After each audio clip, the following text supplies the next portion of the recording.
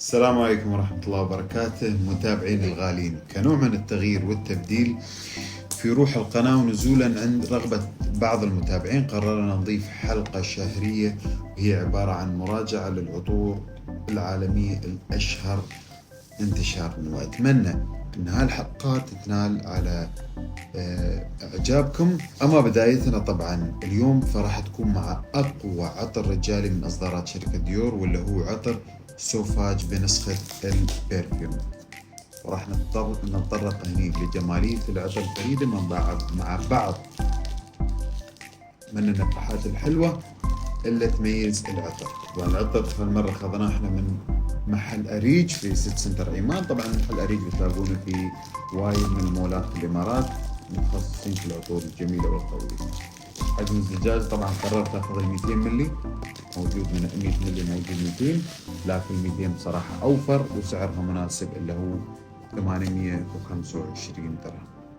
طيب نرجع للعطر الجميل اللي هو سوفاج، العطر الأكثر شهرة وجاذبية عند الرجال.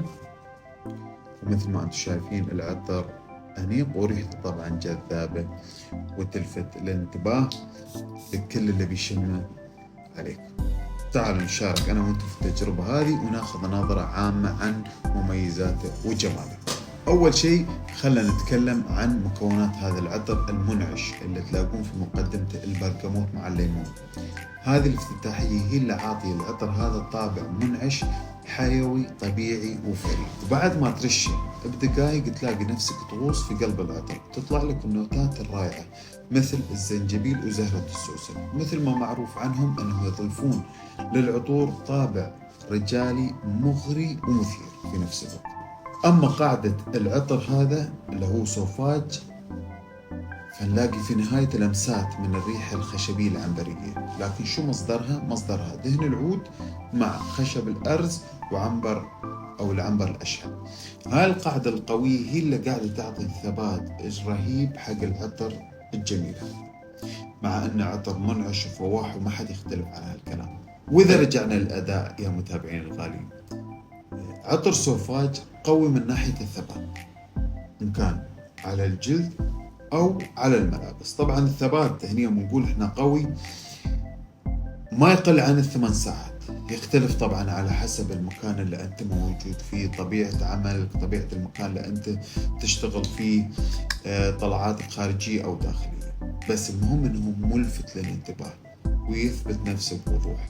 هذا اللي خلى هذا العطر من العطور الناجحة، مع أن إصداره يا جماعة الخير من 2015 ولا زال متسيد. ولاحظوا هني وركزوا أن أنا أتكلم عن سوفاج برفيوم، في النهاية بنتكلم عن باقي النسخ من سوفاج، بس اليوم احنا نتكلم فقط عن سوفاج برفيوم. أما بخصوص الزجاج مثل ما أنتم شايفين فهي تتميز باللون الأزرق الداكن واللي يرمز طبعا إلى الطابع الرجولي للعطر. سؤال: شو الوقت الأنسب أن أستخدم فيها العطر؟ أنا في البداية شو قلت لكم؟ سعره مناسب جدا. ليش؟ مناسب لأن هذا العطر مناسب لجميع المناسبات. إن كنت بتاخذ تتعطر في حق الشغل، عندك سهرة، طالع مول، حتى لو رايح الجيم. هذا اللي خلانا نستنتج أن سوفاج تحفة في عالم العطور، يجمع يا جماعة الخير الدفء مع الجاذبية، عطر يلفت الانتباه، يضيف لك يا عزيزي لمسة جميلة لأناقتك الشخصية. أعتقد هذا العطر الوحيد اللي يتفق عليه معظم الرجال أنه هو الاختيار الأنسب. فإذا كانت مكتبتك العطرية ما فيها سوفاج برفيوم شو تتريد؟ روح خذ لك واحد، ترى سعره والله مناسب. لكن قبل الختام أبغى أقول مرة ثانية، إحنا اليوم كنا نتكلم عن عطر سوفاج برفيوم. ديور عندهم كذا تصميم لسوفاج فلا تتلخبطون.